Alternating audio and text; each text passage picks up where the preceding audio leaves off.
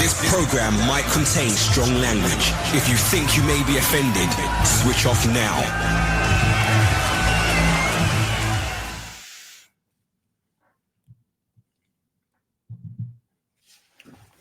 Hey everybody, welcome back to WatchMojo and the Inside Mojo podcast, where each week we talk about another key moment in WatchMojo's 20-year history on YouTube. I'm your host, Rob. With me, as always, WatchMojo CEO and co-founder, Ashkan Karbasfrooshan. Happy first day of spring, Ash. Yeah, thank you. Also, Persian Iranian New Year, which coincides with the spring, the beginning of spring. So yes, and I did notice that we recently put out a list of the top 10 most influential Iranians, which if anybody has seen that and thought that it was a little bit of a left field video for us to do, you can thank Ash for coming up with that idea. Yeah, last year I mustered the courage to finally do a related video on the Iran or ancient Persia, and we did incredible inventions. And, you know, it's like one of the first nations. It's the oldest nation in the world, going back to 3,200 before Christ. So Iranians invented everything from air conditioning to, you know, the human rights was kind of first coined in the Cyrus's cylinder, many other things. And that was kind of very tame. And knowing me, I kind of this year was like, let's do something that's going to be a bit more thorny. So we did influential Iranians, but we didn't want to just like leave it to, you know, rulers, leaders, kings, shahs, supreme leaders. So we included poets, mathematicians, doctors. I know, again, most people seem to like it. I mean, it's interesting. YouTube used to be viewed as like the armpit of the internet, a cesspool where it's like you could pick a fight over everything. But it's changed. And, you know, this year, the whole message from YouTube and analysts is that YouTube is the new television. So it's like, you know, the community was rather positive. But then, like on X, formerly known as Twitter, understandably, you get, here we go. Understandably, you get a lot more activists and advocates who are rather critical of the Islamic Republic of Iran, the regime that has been in power since 79, when that gentleman, Ayatollah Khomeini, seized power. And so obviously, you know, many did not like that Khomeini was chosen as influential, even though he was ranked 9th. But as I said, I go, if we would have done like top 10 influential figures of the 20th century, I think Stalin, Hitler, Mao Zedong would be all in it. So influential for the wrong reasons, but influential nonetheless. I mean, it's like I always look at as their net impact. And so, but at the same time, I was surprised that those who objected to Khomeini being included didn't notice that, you know, you had both Reza Shah Pahlavi, Mohammad Reza, his son Pahlavi. So, you know, but they did also influence the country. And I tried to be, I mean, the research, we kind of researched a lot. But yeah, I mean, you know, so this is number 9 and good list, fun. I mean, these are the ones I like more, frankly. I've always really been into history. There you go. And so, yeah, no, it was fun. Most people liked it. And I even did like, who said influencing was easy, because anytime you do anything really, you know, we have to be masochists to pick. Yes. There you go. This, by the way, it looks like you're on like the dollar bill or something. This, I think that's my passport. So already I'm like, how did a colleague get my passport, which is a bit troubling. It was like a Mossad move, because I know our colleague who did it. So maybe that's how he accessed it. I could make these jokes. I'm an atheist, and you know, and so it's funny because my mom, and then we'll get to the show. My mom is from a city in Iran that is the birthplace of Esther and I think Mordecai, who were Jewish Iranians going back many, many years. And so when I did my DNA test, not surprisingly, you know, I have some family, like 2nd or 3rd degree, who have Jewish ancestry, and that's normal. I mean, it's like in Iran, it's quite a melting pot. And so my daughters were like, oh my God, if you basically can point to having like Jewish DNA, and even if it's like 0.01%, they're like, then you're going to give yourself carte blanche to criticize Muslims, criticize Jewish people. I'm like, all I need is some black DNA, and then we're set. Then I can just say whatever. And the entire world is your. There you go. I'm like Chris Rock.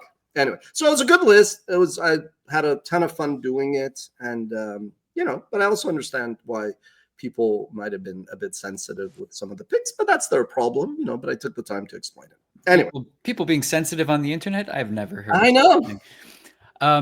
Have I also understood that you are starting up some sort of school or something? I witnessed some post that you made. Tell us a little bit about that.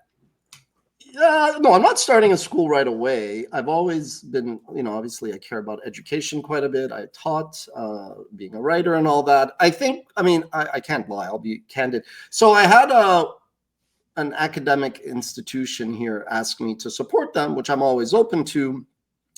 But when I kind of looked at what they were asking for, I was like, you could do this and then kind of have to navigate the politics, protocol people of this very, traditional establishment. But I was like, you could also in a few years just start to talk to people, plant the seeds, and really focus on like a very small kind of academy for, imagine what we call CJEP and university, so college aged. Yeah. There's like, if you're an entrepreneur, I don't really think you need to take the traditional path. And when you are really, really driven and you have a lot of stamina, when you're around students who really are just coasting, dialing it in, could care less, I realize it's not even the right environment for you, even though it's very representative of the world where you have followers. But there's a difference between people who are like committed to their work, but not necessarily entrepreneurial, but still have good intentions. And we have a ton of those people on the team, and we need those, versus those who really are like a drag. So I was like, I could probably just set up something where, you have two tracks, one that's more entrepreneurial for technology founders, and one that's more for storytellers who now, with everything we talk on the show, the democratization of media, the no barriers to entry.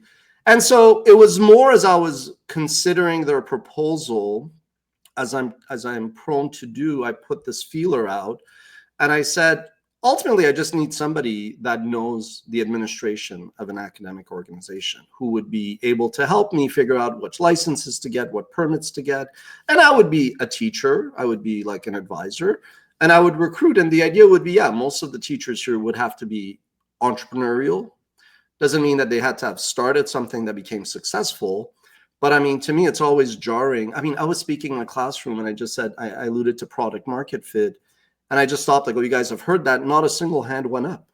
I was going to burn down the classroom. I was like, you guys, what are you doing? Like, it's a trite term, but it's a term you should know by 2025. So at that point, I was like, yeah, screw it. I'm like, why am I going to get involved again with a bunch of people that I project to be this and that? I was like, I could just do my own thing, which by the age of 47 should be blazingly clear that is the way I should operate. But I'm not starting it tomorrow. It's just something that I've always considered. Cool. Well, sign me up. I think it should be interesting. So let's get into the subject of today's episode. We're talking about MsMojo and what you referred to as the dawn of the woke era on YouTube. So let's talk about that a little bit. How do you define that when you say the woke era? So again, fair, great question. I definitely don't want to come here and be like, woke is BS. And like, let's just go back to the origins. I think like anything else, at the root, at the onset, originally, there was a reason why even the concept of woke came up. I remember publications like Mike and even BuzzFeed and others kind of like pushing that. And the idea was just to be alert, to be awake, awoken, to be aware of both historical, socioeconomic, sociological, anthropology, economic issues, political issues that explain the malaise, the kind of frictions. We'll talk about American society, which start off with a history of slavery, a history of genocide against Native Americans. But I then go, let's hold on there, because Native Americans actually came from somewhere else and they were killing each other like pros. And so we seem to object, but frankly, they were no different. They were also doing exactly what the bad whites from Europe did. So what's your hypocrisy, right? So I'm like, again, Chris Rock is like, Ash, calm down. Like, you're offending everybody now too much. So as much as, I think a country that started off with slavery and never originally got, let's say, the acres and I forgot in my interview with Spike Lee, but it was like they were all promised, land to get a friend. Like, okay, there's a lot of injustice that's rooted in American history, but I think like anything else, the 2010s just went to an extreme. So everything, even if it has merit, like I believe in climate change, but when it gets weaponized, then you go, hold on, this seems a bit like BS, or now, but you don't throw the baby out with the bathwater. The things at the root of like the woke movement, like just justice, fairness, equality, I've always believed in, and it was kind of principles of WatchMojo. But the whole DEI became a joke because, one, a bit like innovation, you can't just silo it and be like, I'm in charge of DEI. Who is you? Who is you? Let me guess, you're a Black or a lesbian, or there's somebody that it's comical that some senior manager basically hired and put you in a corner without really giving you any power. So the entire premise of how this went about is faulty. You don't realize it. You're being set up to fail. It's a fad, and you're seeing it now. So when I criticize DEI, I'm not actually criticizing the tenets of justice. I'm criticizing the overall bullshitness of these corporations that are fickle, solely in the pursuit of profit, zero principles, and you see it, right? But so I think that's, now to bring it back to WatchMojo, we are ultimately a curator. We are ultimately a tastemaker. We are ultimately, summarizing information and making it entertaining, so to speak. So I always go, you want to be sensitive and aware of sociological trends and changes. But yeah, you don't want to just be like, fad du jour. And, I've always said, specifically with like DEI and the whole woke stuff, it was, you had to really just have an open mind, an open heart, an open spirit to listen to people you disagree with. So personally, the reason why I found the whole DEI woke stuff a bit caricature-esque is because the people that were promoting it were the most closed-minded people that I encounter in business. Like, I'm very open to any idea. I like to listen to people that have very different points of view. There's nuggets of what they say that make sense. But I was like, man, these are the most closed-minded mofos ever. I don't like, these people can't be taken seriously. There's no compromise. There's no empathy. It's just my way or the highway, or you're a racist or a sexist or a bigot. And I'm like, you know what? Wrap it up. Go fuck off. You're wasting everybody's time and you're not taken seriously. And you see it now. I laugh every time I see a corporation scale back DEI because they were never serious about it to begin with. Yeah, we are starting to see a shift back to the median, I think, in some ways right now. How did all of this back in 2016 influence the decision to start a channel like MsMojo, which is catered more towards a female audience? And while you answer that, maybe we can queue up a clip that we have on the very first video on the MsMojo channel. Let's do it. Yeah. So I'm assuming there's no audio and I could chat. Yeah. And this is like a weird first one because MsMojo was actually going to be entertainment. So I'm a bit befuddled, although sometimes the first video we publish there's not like a big method to the madness. It might have been a practical reason. But so here's the truth. 2005-06, when I kind of had the first business plan. Okay, this might have been from our topic series where we showcased other channels. Yeah, so that's the context. So this is a rebrand from the WatchMojo channel. Yeah, no, so we started off this thing called topics, but it was TOPX, Roman numeral 10. Okay.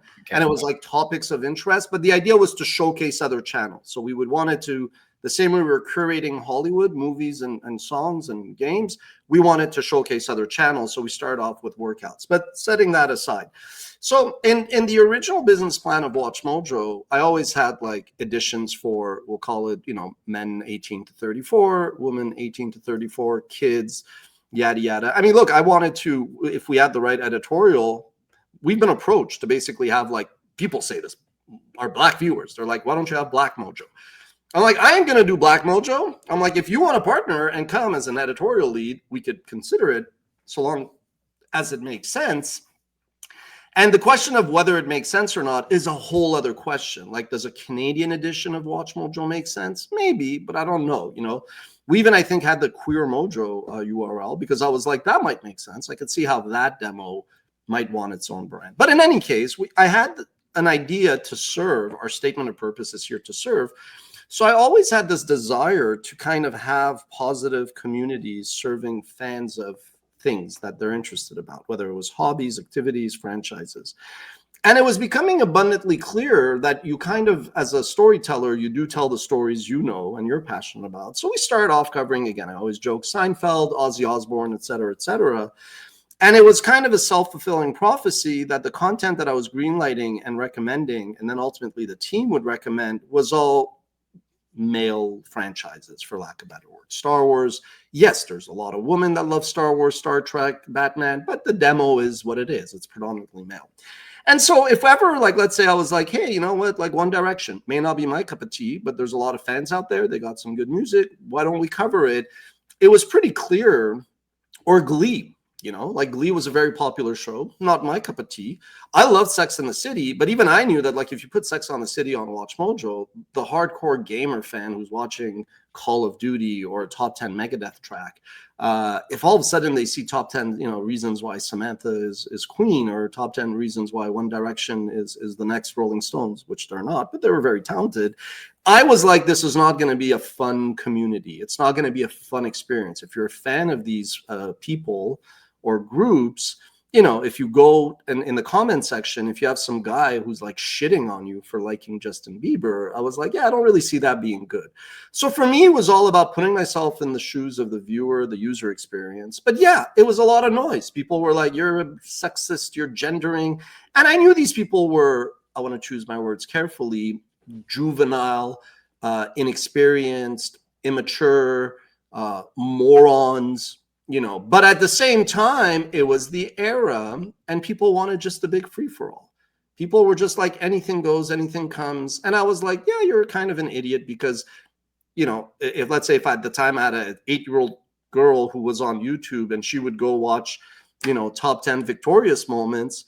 Yeah, guess what? There's a guy who's going to make some inappropriate comment about, you know, Ariana Grande and what he would love to do to her type of thing. And I was like, that's not what we're trying to build, right? Yep. In any case. Yeah, it makes a lot of sense when you talk about like building a better community or serving the audience in a better way. It makes a lot of sense to have a dedicated channel for people who like those types of things. We should be putting up a poll on the WatchMojo YouTube page. We want to know, aside from the WatchMojo channel itself, what is your other favorite Mojo channel? Is it MsMojo, WatchMojo UK, Unveiled, Mojo Plays, or is there another one? We only can provide 4 options. So if there's another one that you like, slander against context. No, I'm kidding. Leave it down in the comments and let us know. We'll revisit that towards the end of the podcast. What's your favorite channel? What's your favorite other non-WatchMojo channel? Espanol. Are you serious? No, it's just because I saw Yvonne write that in the chat there. Just wanted to represent Espanol for a second. I'd have to say Mojo Plays because that's the one that I've been working on since I got hired. So you're so self-centered. No, I'm joking. So I like, I personally always have fancied, no, not Context, Mojo Travels. I did enjoy Mojo Travels. There's so much more that I feel that could have become. COVID obviously curtailed its trajectory. But I would say probably after WatchMojo. I mean, I like MsMojo quite a bit, but MsMojo, when it started, I think the topics were more in my sandbox of things that I like that surprised some people. But now, obviously, it's gone much more, you know, deep, niche. Anyway, but yeah, so I would probably say if I wasn't like the editorial lead on Context, which at best is on semi-retirement right now, I like, obviously, Entrepreneurship and all of that stuff. But because I'm kind of biased, I would recuse myself and go with Travels. That's fair. We have a special guest to bring in. Today, Emily Brayton will be joining us. She is a longtime WatchMojo employee and has been with MsMojo since the very beginning. Welcome to the show, Emily. Thanks for joining us. Thanks for having me. Hi there. How are you? I'm good. I was lurking and I was waiting for MsMojo to come up as one of your favorite channels, either of you. So you failed the test. I'm kidding. Good point. This tells you how much we practice this. Anyway. Yeah, so we have another clip, which is the first MsMojo video to hit 1 million views. So maybe we can check that out. And while that's being pulled up, maybe Emily can give us a little insight. Oh, this one's going up with audio. Okay, never mind. False alarm. In terms of the audience, how have you noticed it being similar and different to the WatchMojo audience, Emily? Well, I mean, just coming from a person who greenlights the topics and stuff like that, it has been interesting what common ground both WatchMojo and MsMojo have, and then how MsMojo could cover the topic differently, whether it's a different character we spotlight or a different sort of like more emotional moments as opposed to action moments of a particular franchise or something like that. And that's been kind of finding out our niche. But then there's also obviously certain demos, like animation is a huge thing for us. Broadway is a huge thing for us. Those are sorts of things that WatchMojo dipped its toe in, certainly before MsMojo's existence, but ever since it's kind of been our wheelhouse. Maybe that's my fault. Probably is.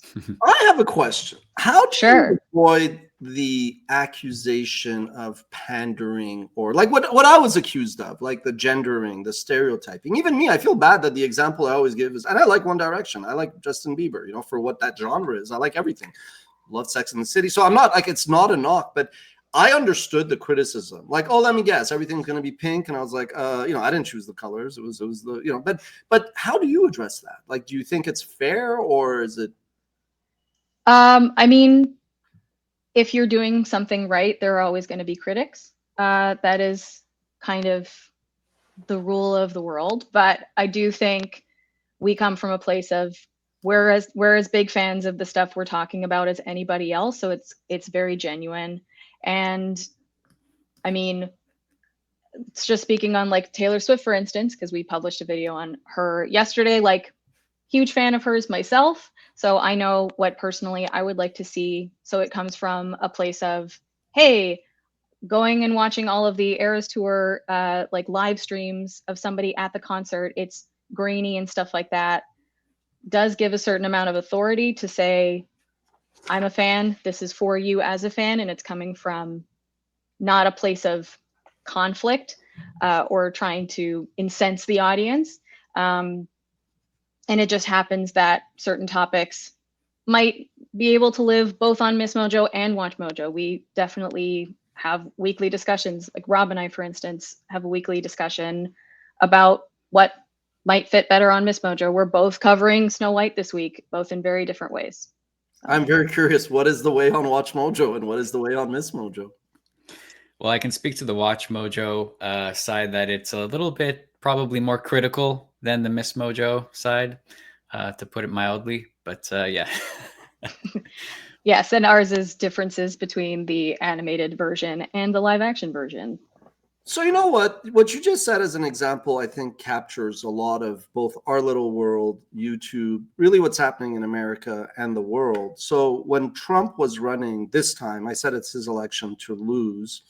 And when people were like, why do you say that? Do you like him? I'm like, no, I don't like him. The guy's a felon. He has no, you know, positive characteristics of principle, loyalty, or those things. I go, but he is, because of Mark Burnett, what people assume to be a successful person. They don't view Kamala as a leader, rightfully or wrongfully. They view him. I'm like, I'm the weatherman. I'm just telling you what I see as the weather. I'm not saying I like rain or I like snow.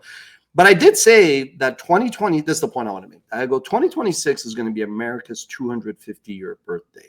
And I go, there's always a regression to the mean where like Clinton was the opposite of Bush Papa. And then Bush son was the opposite of Clinton. Obama was the opposite of Bush. And you see where I'm going. Like there's always like a regression, Trump versus Obama, Biden versus Trump. So I was like, I don't think that Americans really want to have another 4 years of kicking themselves and being like apologetic about what it is to be American. And I think that people wanted to kind of celebrate America. And that's why they went with Trump. This was the spirit of, and I'm not saying I agree with all of that, but I'm just saying that is the way, that was my read. So for me, it was about celebrating franchises. Even early on when we used to do like top 10 artists who are hated, it wasn't mean. You know, like we would cover Justin Bieber as top 10 reasons why Justin Bieber is hated, but it was like I would tell the team it should be more of a roast. It should have that kind of feel where we're still kind of like celebrating them, but making fun of them, right? So for me early on, that was the idea. And hearing you, I kind of was like a father that's like, oh wow, the kid grew up to kind of what you wanted. That was the point. I think it's totally fine and fair for WatchMojo's editorial to say, hey, what were you thinking, Disney? You cast an actress in this role who clearly is antagonistic with everything that this brand and this character, let's say, represents, at least in media interviews and all that. What were you thinking? How do you think this is going to help the franchise? And how do you think the fans are going to react? But I understand from MsMojo, then that gives us the ability to kind of cover both angles. The fans that kind of don't care about the noise and the politics behind, so they get kind of almost like just a nostalgic to now. But then WatchMojo could kind of get there a bit more in your face, a bit more raw, and it kind of gave us that optionality. So hearing this example, again, I'm like, wow, I understand why early on people were a bit critical, but it kind of the recipe worked. The ingredients all came together. And do you feel that? Sorry, Rob, you're going to say? No, I was going to move on to something else. Well, I was say, you feel, and I want the truth. I don't want you to tell me what you think I want to hear. But do you think MsMojo makes more sense in 2015, 16, or in 2025? 2025, absolutely. Your job security does not depend on it. Okay, great. Cool. Nope. I needed it said plain and simple. I think honestly, as just a person walking through the world, we can have healthy discussions, disagreements, stuff like that. But sometimes after a hard day at work, you just want to watch something about something you like. And that's what MsMojo is very much trying, succeeding in some cases, maybe needing to improve in others, what we're doing. So yeah, I mean, what I always try to challenge the MsMojo team, and there's a lot of overlap. Like there's people who work on both. It's not that siloed at all. Although the teams do a very good job of keeping each brand true to their editorial kind of beacon. So on that, it's like the best of both worlds. But yeah, I mean, I always viewed it as, you had Time Magazine, like that's the WatchMojo, and then you had People, and that's the MsMojo, which actually became even bigger. In many ways, the most success, I didn't know this, but when I was researching Time like a decade ago and reading the book from its founder, People was probably the most successful magazine of all time. And so I've always challenged the team. I'm like, I don't say you guys or gals, but I mean, you folks, I'm like, there's no reason why MsMojo needs to ever live in the shadow of a WatchMojo. Like we could have called it anything. It's just the team originally voted for MsMojo, and I was like, yeah, I love it. But I do think that the runway of MsMojo is so much bigger, and so yeah, no, it's an exciting kind of property to have. And each year when we start off, I tell the team, I'm like, do you have what you need to succeed? Do you have what you need to do? What is the line I say? Do you have what you need to do what you want to do, basically? Anyway, Rob, I hijacked the conversation.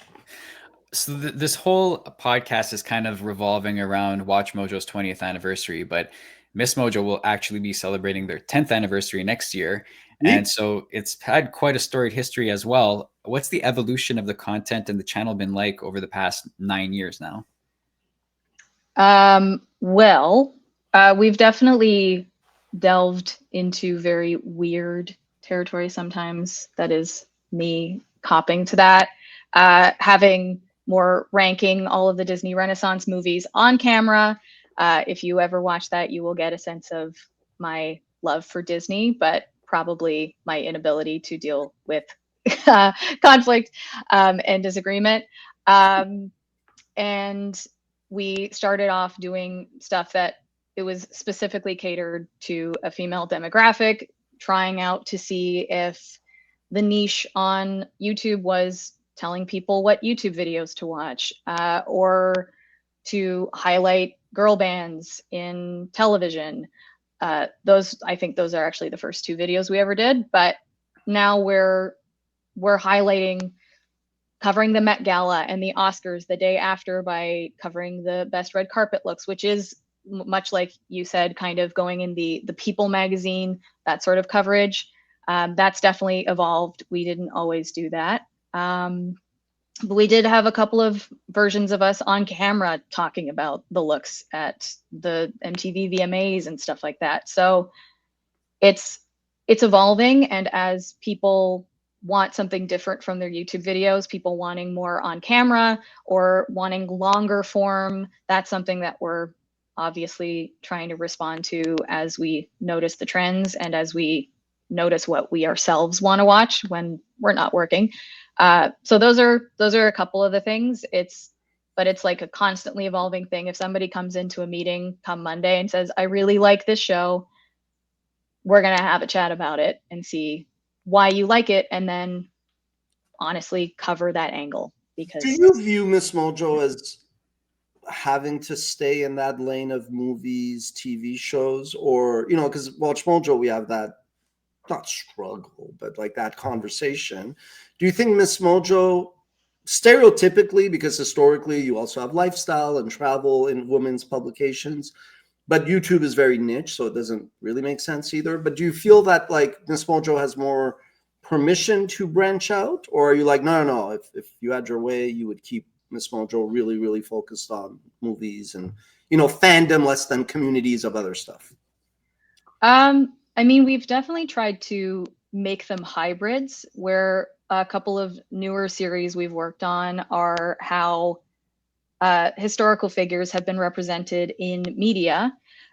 So there is coupling how Cleopatra, how you might study her in a history class, but then also how she's been portrayed by Elizabeth Taylor and on the show Rome and all of those things. So it doesn't seem dissonant to what our regularly scheduled programming is, but it covers more into the history camp of things. That's definitely something that we have dipped our toe in, are aiming to do more of. We resurrected the Mojo Notes series. That was kind of the Cliff's Notes that WatchMojo did several years ago.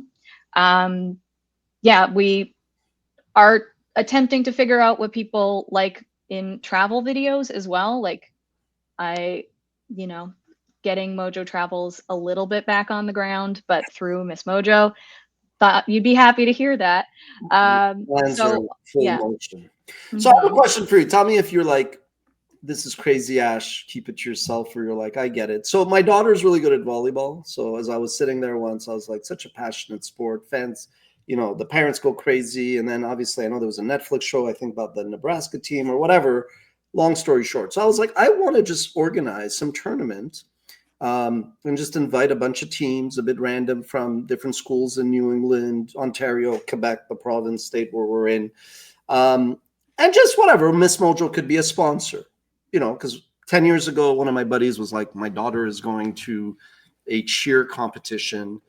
It was like a couple $100. I was like, yeah, I'm not sure if WatchMojo is the right brand to be like sponsoring a bunch of teenage girls. Like, it just, if you think about it, if I walk in a meeting and I'm like, I want to organize a volleyball for teenagers, you'd be like, Ash, we're calling the FBI. That looks a bit weird, but it's my daughter, right?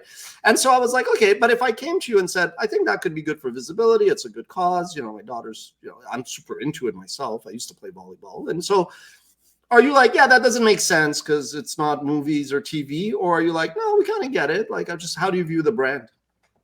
No, that does make sense. I mean, I can speak more to hockey games and stuff like that. Watching that sponsorship is a useful way to kind of show what you believe in. Even if it's not necessarily we're going to do like best volleyball teams of whatever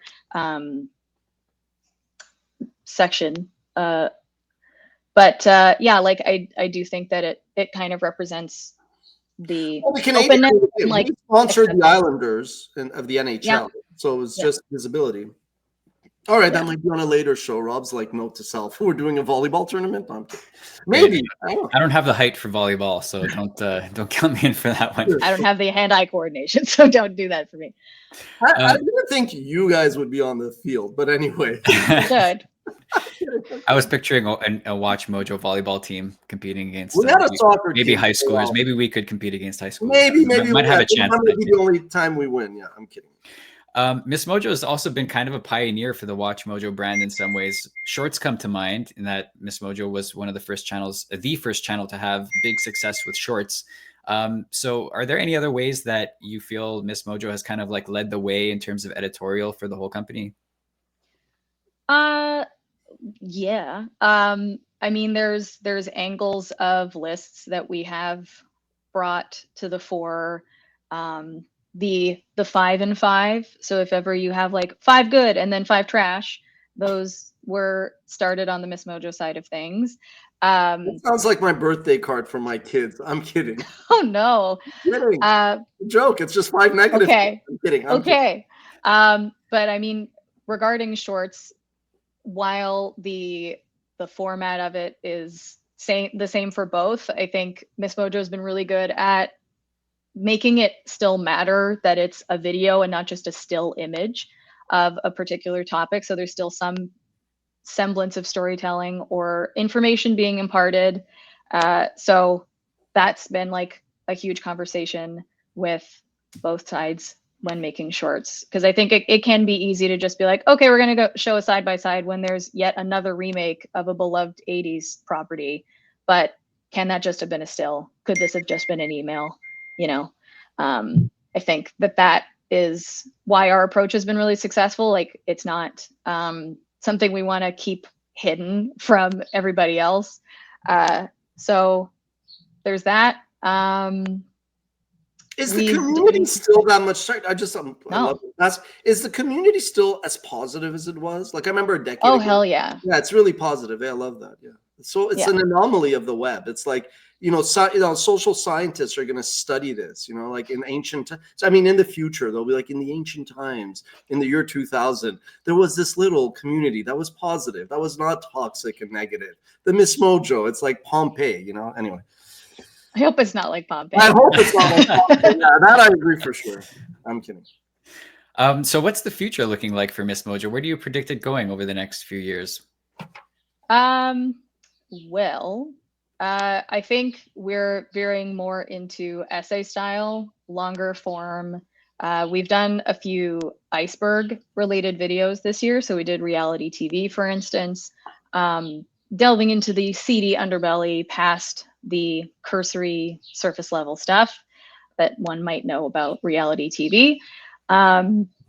So I think we're experimenting with seeing us a lot more on camera, having each entry be a recommendation of a particular staff member. It's honestly in an age of anonymity, and you just shoot the thing into ChatGPT and call it a day. There is also a reaction to, you want to see more of the messiness, more of the humanity that's behind all of the stuff that's being worked on and put on the internet. So yeah, longer form, more on camera. Your first, just that point, our first topic, we did the video on influential Iranians. And then when I actually expanded, I mean, that was a bit more representative in that I was a bit more setting up some guardrails. Like, usually there's a whole team researching and I'm not even involved, which is fine. You guys do a great job. But when I actually explained the method to the madness of like why we included poets and not just like military people, but also how like we thought of like, the mathematician versus the author, who was more influential, or like the prophet versus the original king. I did get a few emails. People were like, oh, okay, that's really helpful, interesting. So people do want that. And that's why behind the scenes has always worked. I have a question, and not to put you on the spot, but like, again, like I'm a student of media history and all that. And so like on average, if you were to take Fortune or WatchMojo, any kind of like mainstream-ish brand, you're going to get like a representative, like, 60-40 male or female, depending on what it is.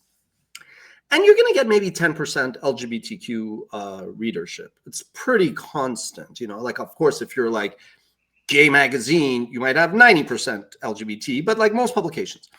So when we had WatchMojo early on, I would detect that the percentage was 10, 15%, nothing outlier. Would you agree that MsMojo has a higher percentage of LGBTQ viewers? Yeah, that was always the case. Okay, so how do you navigate that? Where, again, you don't want to pander. You're aware that there's this bigger constituency. you could also eventually branch out and have, you know, we didn't use Queer Mojo wisely. We used not Glow. Was it? What was we had a channel on Snap. It was Mojo Glow, I It was believe. Mojo Yeah. Glow. Okay, there you go. So okay. So my point was we did dip our toes in that, but how do you like think of that when you're doing a list, whether it's not so much representation in a bad way like a checklist, but where you're like, you know, if you're doing, sorry to be super stereotypical, but if you're doing sassy characters, you know, there's certain characters who may or may not be gay that you include, but knowing that you have this bigger readership, I'm just curious, how do you guys navigate that? Well, I mean, it does depend on the actual IP or like show we're covering, because that definitely factors in. We cover RuPaul's Drag Race to the point that drag queens who were featured on the show say that they're fans of ours. So, I mean, I hope that speaks for itself, that it comes from a genuine place. And even if it's playful ribbing, which if you've ever watched RuPaul's Drag Race, they do. So that's an aspect of it. I mean, like in the sassy example, there are multiple discussions behind the scenes of deconstructing what do we mean when we say sassy? What do we mean when we have a particular angle that we're discussing? Are we accidentally backing ourselves into a stereotype corner? So having that discussion is healthy. And then we just pick best, for instance, as an adjective. But yeah, I think the way of not pandering is having a very frank conversation. There are members of the LGBTQIA plus community who work with me on MsMojo topics as well. So it's, you know, a question of sitting back, listening, as it is with anything else, just assessing. Yeah, an area I've struggled when I get, and these are usually industry people who've become friends over the years, so they're not just like an industry ad exec or publisher, who happen to be, whether they're Black, whether they're gay, lesbian, whatever, and they ask me, they're like, why don't you actually then have it? And I'm like, okay, you're coming from a good place suggesting this, but I'm like, you know, the instant we would do that, we would get a lot of heat. So I'm like, you also need the right voice. And I'm like, you know, I'm not, you know, I may be empathetic to certain concerns and priorities and whatever causes, but I'm like, I can't pretend to be that person. So yeah, but yeah, MsMojo, I always kind of felt that was a bigger kind of segment of the viewership, and just was curious how you guys navigated. Okay. In good hands. Thanks. Awesome. Well, thank you so much, Emily, for the insights. It's great to see how far MsMojo has come and the bright future ahead. So looking forward to seeing where the channel goes next. And yeah, we're all along for the ride. So we're here with you. Thanks so much for having me. It's been a pleasure. Thanks. All right. So we have our poll results in. We asked, aside from WatchMojo, what Mojo channel do you watch the most?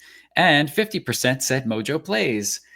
Not that I should pat myself on the back too much, because there's a lot of crossover with. You manipulated the data. I had nothing to do with it. I am not surprised. I am really not surprised. I think that makes a ton of sense. It's very representative with, you know, what there's a lot of cohesion between the WatchMojo crowd and the Mojo Plays crowd, I think.